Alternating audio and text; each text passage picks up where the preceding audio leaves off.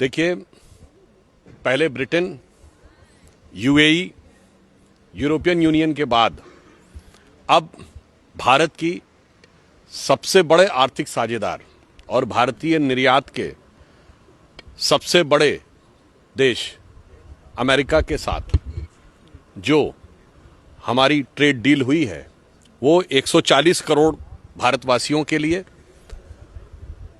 अनेक संभावनाओं के द्वार खोलने वाली एक बहुत सकारात्मक पहल है, जो प्रधानमंत्री श्री नरेंद्र मोदी जी की दूरदर्शिता, परिपक्वता और अमेरिकी राष्ट्रपति डोनाल्ड ट्रंप जी के साथ उनके व्यक्तिगत निकटता के आधार के ऊपर सभी भारतीयों के लिए एक नए स्वरूप में आगे बढ़ रही है।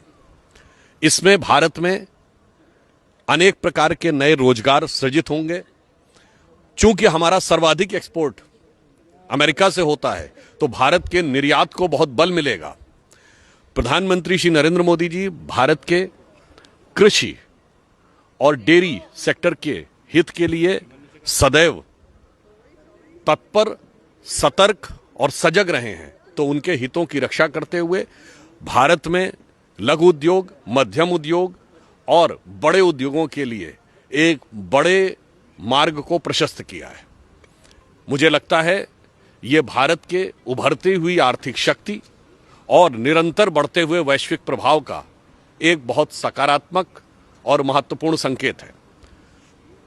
मुझे इस बात के ऊपर बहुत आश्चर्य होता है जब विपक्ष के नेता ये कहते हैं कि टैरिफ का अनाउंसमेंट वहां से क्यों हुआ। मुझे लगता है कि जो लोग अपने को विपक्ष का नेता बोलते हैं, जो ये ख्वाब सजोए बैठे हैं कि वो देश का नेतृत्व कर सकते हैं, उन्हें ये भी नहीं पता है कि टैरिफ दूसरे देश द्वारा लगाया गया कर है, तो इसकी घोषणा वही करेगा। और उन्हें न पता हो तो उनके सुलभ संज्ञान के लिए बता देना, टैरिफ का तो होता तट कर, यानी तट पे आने के बाद जो कर लगता है। तो तट किस देश का? वहां जैसे हम अपने एक्साइज ड्यूटी लगाते हैं, तो अगर भारत सरकार एक्साइज ड्यूटी बढ़ाएगी तो उसको घटाने की घोषणा भी भारतीय सरकार करेगी। कोई दूसरा देश किसी दूसरे देश के टैक्स के बारे में घोषणा नहीं कर सकता। मुझे लगता है इतनी सामान्य सहज बुद्धि और समझ जिन लोगों में नहीं है, उनके लिए प्रधानमंत्री मोदी जी के नेतृत्व में विश्व के बड़े बड़े आर्थिक ब्लॉक्स के साथ होने वाली इन आर्थिक डीलों को समझना शायद उनकी बुद्धि से परे है।